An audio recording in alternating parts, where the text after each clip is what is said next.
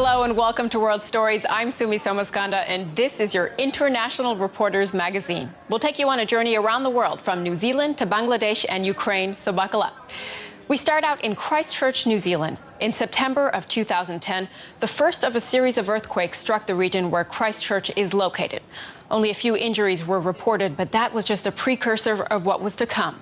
In February 2011, another quake struck the area, this time rattling Christchurch to its core. More than 180 people were killed, and much of the city's homes, buildings, and infrastructure were devastated. Just 4 months later, yet another quake hit, destroying more buildings and wiping out some of the reconstruction work that had begun. Today, Christchurch is still struggling to rebuild, especially its historic churches. CTV's Marcus Gibbs brings us this report on how the city's churches are faring. Hundreds of church buildings were smashed in the earthquakes across Christchurch and wider Canterbury. The Catholic Diocese of Christchurch has had 5 churches demolished, while another 17 in the region can't be used. In the Anglican Diocese, 196 of their church buildings suffered damage.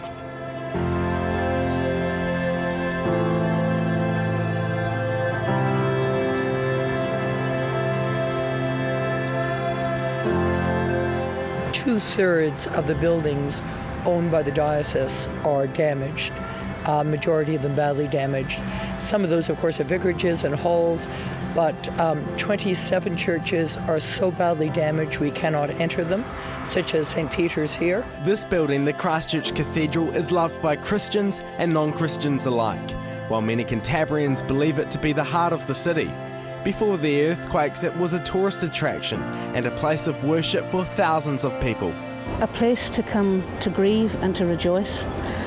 I think it was just this familiar icon that you walk past every day. You may not ever have gone into it, but you walk past, nodded to it. On New Year's Eve, you may have gathered in the square and it was there in the background. It was this sort of piece of background landscape to everything we did in the city. Then the February 2011 earthquake hit, and the 148-year-old building was damaged beyond repair. There are huge cracks in the south wall, just this wall facing us, and the stone is displaced about a foot this way. It's a mess. The building is a real mess. After 2 years, the Christchurch Cathedral still stands dormant. The Anglican Diocese wants to deconstruct the broken building to 3 metres in height.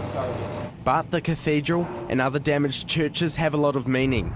Many are more than 100 years old and are loved for their historical presence. Our city's called Christchurch, and it was named because of a place in England that honoured the church. And absolutely, I think that if we eradicate these symbols, what we're doing is we're losing a part of our cultural and our historical identity.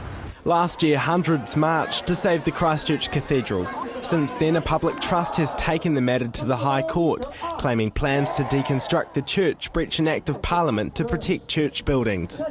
The High Court says the church is not legally required to repair the building to its original form, but has ordered demolition to be suspended until a judicial review can be carried out.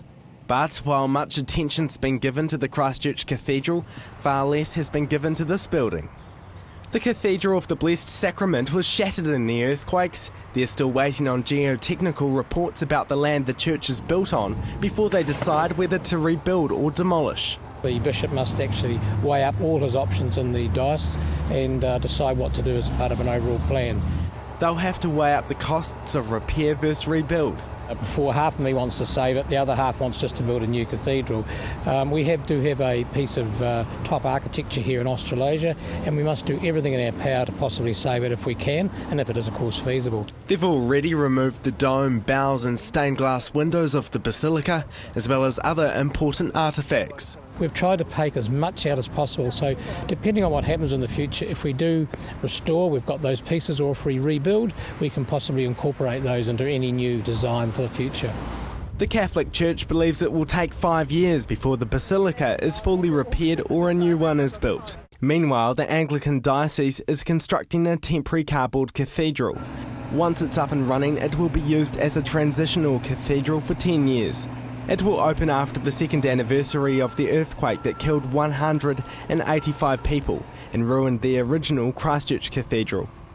The construction itself, with cardboard tubes, with timber, with steel, with concrete, is not necessarily unusual, but the shape of the building will be iconic. It's triangular shape, and the way that that roof moves and rises and narrows as you walk into the building is fabulous. It'll be wonderful to see. Other churches are rebuilding too. The 110-year-old Knox Presbyterian Church was left in pieces after the earthquakes, but by February next year, a new church will be in its place. Since December 2011, the ceiling has been lit up at night as a sign of hope and a way to expose its Gothic architecture. We needed to actually get the soul back into the church, and the best way of doing that was to actually light the ceiling and take away light rather than add light to the actual project. Now the church is rebuilding. Plans have been drawn up with work starting on a new $4 million church early 2013. It's been a long journey for us as a congregation. We're still holding ourselves together in the hall, and so we still worship, and people are in as good a heart as they can be, but it will be really nice to have something happening on this site. The historic St Paul's Anglican Church is also undergoing a restoration to return to its former glory. It's been fantastic. We worked really hard to get it on the road, but it is. Here we are. Repairs have started. Whoopee! This 125-year-old earthquake-damaged church has been closed for 22 months, and the congregation is excited work is finally underway. Many of the congregation have been here most of their lives, some born in the parish, and they're in their 70s, 80s and 90s, and it's been really heartbreaking for them to be out of their church. Throughout the Canterbury region, hundreds of church buildings have been damaged or lost, and not all will be repaired, but the ones that are will be cherished more than ever. Thanks to CTV for sharing that story with us. From Christchurch, we head over to a region in central Bangladesh to take a closer look at a special handicraft. In the Manikganj and Damrai districts, craftsmen have been working with brass and bell metal for centuries. But as ETV's Sakawatli Tone shows us, trends are changing and business has been drying up in recent years. Now the craftsmen say they need the government's help to keep their time-old tradition alive. In earlier times in this region, people gave objects made of brass and bell metal as gifts at family festivals. They were considered to be a sign of aristocracy. Use of brass and bell metal originated in the period of the Pala and Sena dynasties in Bengal between 750 and 1250. In the royal palace, religious sculptures, wall decorations, as well as household objects such as plates, bowls, cooking appliances, cutlery, candle holders, wash basins, or betel leaf boxes were made of this metal. The craftsmen started making utensils and things like that, but we also got experience making sculptures. You can do anything if you're passionate about it, and practice makes perfect. The more you know, the easier it gets. The production of utensils made of these metals began in various parts of the country in the 18th and 19th centuries. Today, the workers of Damrai in Manikganj district are making sure the metalworking tradition survive for generations to come. We've been doing this for more than 200 years. I'm the 5th generation of my family working here.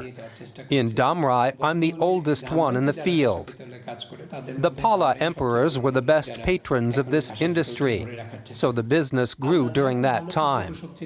When the Muslim dynasty started in Bengal, demand dropped. Now we're trying to breathe new life into this traditional work with our unique design and style. Haranat Bishwas has always been working in this field. He says it is an integral part of the local community. We've been doing this work since our childhood. Our forefathers did it too.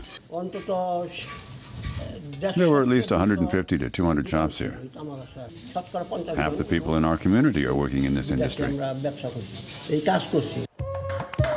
Creating such detailed metalwork requires a keen eye and years of experience. First, the metal is worked into shape using a fire-heated mold. After the metal has cooled, it is removed from the mold and prepared for sale. The workers make the models out of wax. Then we put mud on them and make the mold. Then the mold is put into the furnace. The wax melts from the heat and leaves behind a casting matrix. Then we melt the metal and pour it into the mold. After cooling, we break out the figure from the mud mold. Then we do the detail work and sometimes add color. But the sounds of the hammers and furnaces in brass workshops are slowly fading away. The cost of raw materials is rising, and the decreased popularity of utensils made of bell metal and brass are threatening this centuries-old craft. The industry used to run well. There was a lot of work to do, so it was easy to make a living. But today there's no work. Things are looking bad now. Nowadays there's no work in this sector, but we keep trying to make do with the work we have. If the government would help us to present our goods at national and international trade fairs, we wouldn't need any subsidies. We're strong enough to find buyers on the world market. Regional officials have tried to help the craftsmen, but the artisans have seen few concrete steps to support their industry. If we could export these products, we could earn a lot of money, but our government isn't doing anything about it. The government has said a lot about exporting and earning foreign currencies, but we haven't seen any real attempts to make that happen. We visit officials, but they don't give us any hope. If we were allowed to export our goods, we could lead a better life. There are only a handful of families keeping traditional Bengali metal craft alive, but many of their children aren't interested in continuing in the family business. The financial risk is just too great.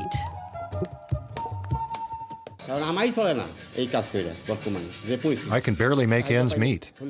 How can I advise my son to follow me in this job? There's no demand right now, so we can't earn any money. When I think about my son, I realize he should never start out in this business. That makes me very sad. I had many chances, but I never thought about leaving my business. I thought, I'm good at this, and I love my work more than anything else. But there might be demand for traditional metal work abroad. So workers hope that expanding their exports will help them discover new markets. Many domestic and foreign visitors come here and praise our work. That's why we know that we can increase demand abroad.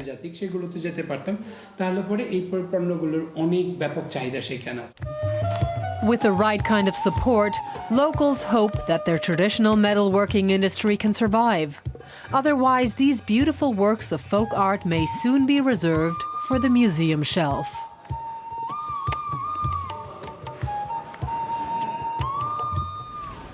Around 6 million Jews were killed during the Holocaust. The Nazi regime here in Germany initiated a wave of mass murder across Europe.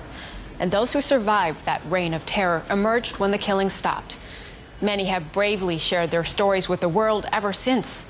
In our next story, Venezuela's Vale TV reporter Robert Gomez sits down with one such survivor who started a new life in South America a decade after World War II ended. Now she's sharing her courageous story in a new book. Return to Auschwitz is the story of Trudy Spira, a living witness to the horrors of the Holocaust. Her new autobiography describes the history of her arrival at and liberation from the Auschwitz death camp.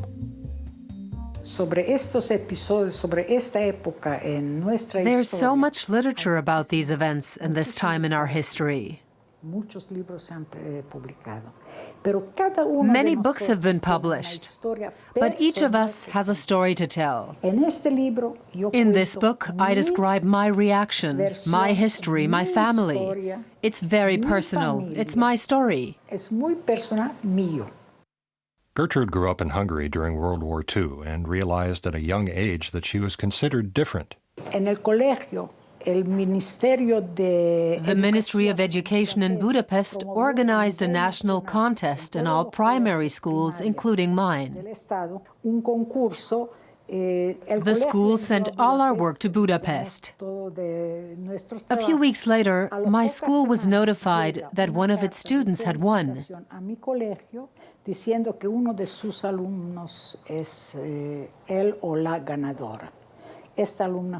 That student was me.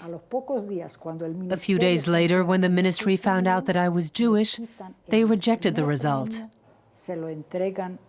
The award was handed over to another student from another school. For me, as a girl who was always proud of what she did, that was very painful. A strong desire to live was ingrained in Trudy's family, and it helped her to overcome the ordeals of the concentration camp. My dad had a tremendous will to live, and he wanted us to live. He said that we were just children and that life still had so much to offer. We said, you have to fight to survive. Trudy Spira has made it her mission to pass along her story. Entonces, cada uno de nosotros que estamos en esta misión, each of us who has this mission tells new generations. They must understand and learn from our experience and not let something like this happen again. No minority deserves to be discriminated against or have their rights taken away. We all have the same right to live. Everyone.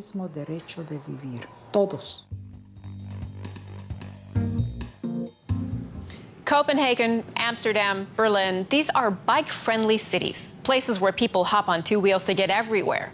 It certainly helps that these cities have invested a lot in bike-friendly infrastructure, including designated bike paths and separate stoplights for cyclists. Kiev, on the other hand, isn't yet a city for cyclists. The Ukrainian capital is trying to embrace bikes as an eco-friendly and healthy form of transport, but critics and bikers themselves aren't convinced. TVI's Elena Afanasienko shows us why. From nowhere to nowhere. That's how cyclists describe Kiev's first bike lane.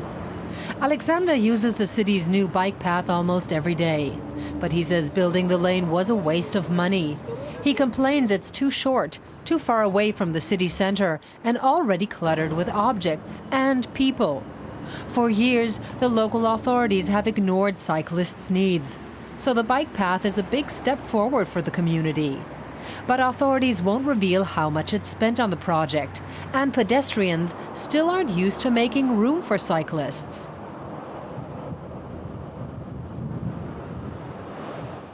"20 meters down the path, cyclists run the risk of colliding with a tent set up by a local political party.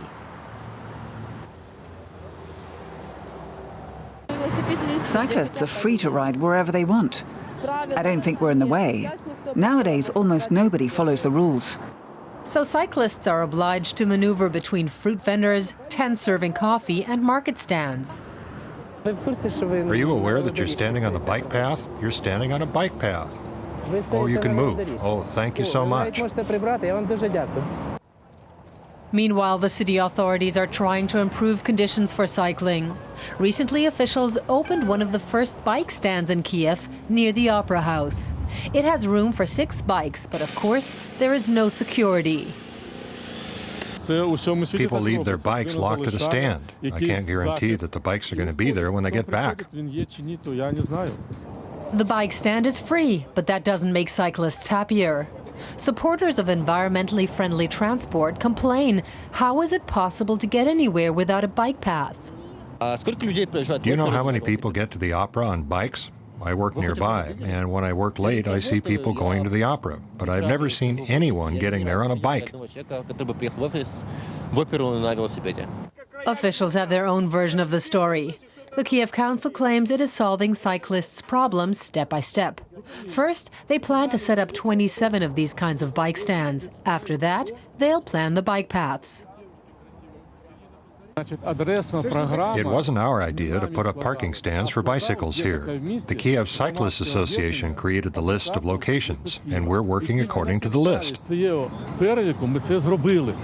The Kiev Council has assigned a very modest budget for the project.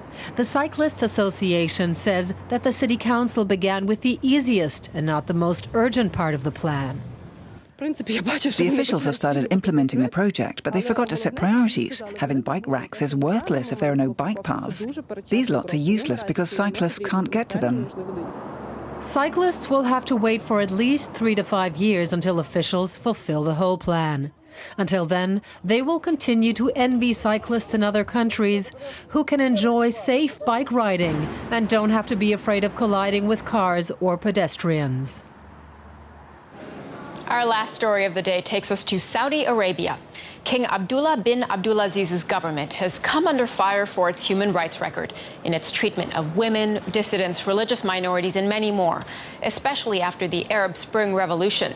Since then, the king has promised a series of reforms, including more investment in health care. In fact, the king's government has prided itself on developing strong medical care for its citizens. And for those who are too sick or poor to go to the doctor, there's another alternative.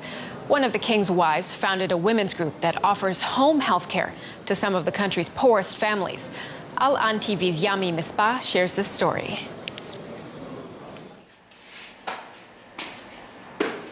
Yahya has 11 children. 3 of the children suffer from anemia, and they require treatment at home. But Yahya cannot afford to pay for in-house treatment from trained medical personnel. His plight is typical of families who are the focus of Saudi Arabia's Charity for Home Health Care and their volunteer women's group, Bisat Aria. Bisat Aria is Saudi Arabia's largest women's group, and for 10 years its members have collected donations to help poor patients receive the medical care they need directly at home.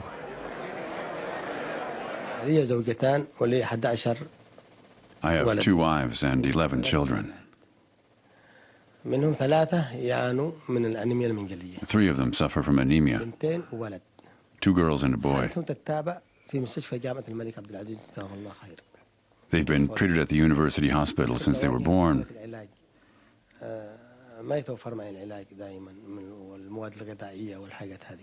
Before we heard of Bisat Aria, we had difficulties getting the special medicine and food that my children needed. They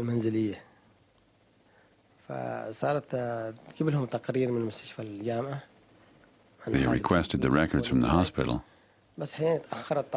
and now they make sure we have the resources to treat my children.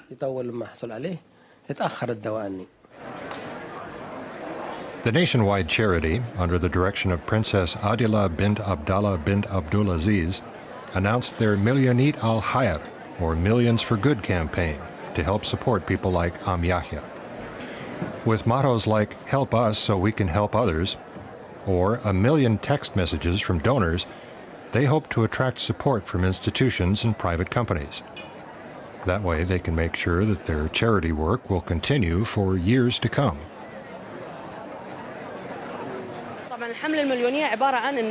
You send a text message with the amount you want to donate.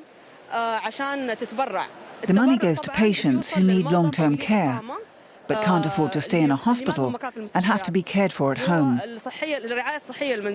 At the moment, we're working with 11,000 patients that require care. Each year, the price of medication goes up, so these people need our help. To be honest, everyone here knows that the money is only for people who need in-house care. For people suffering at home, the program makes it possible for nurses to make house calls. We're helping them provide assistance to as many of the needy as possible. The initiative is a great cause. The Princess deserves credit for making it possible.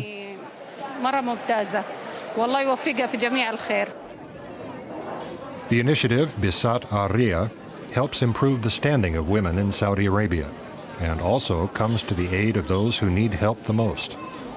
Over 174 groups from the entire world have met today to show their support for the needy, including around 2,000 women. That's all for this edition of World Stories. For all of us here and our partner stations around the world, we want to thank you for watching. If you want to watch this show again, you can head to our website, dw.de/World Stories. For now, we'll leave you with this week's Picks of the World. See you next time.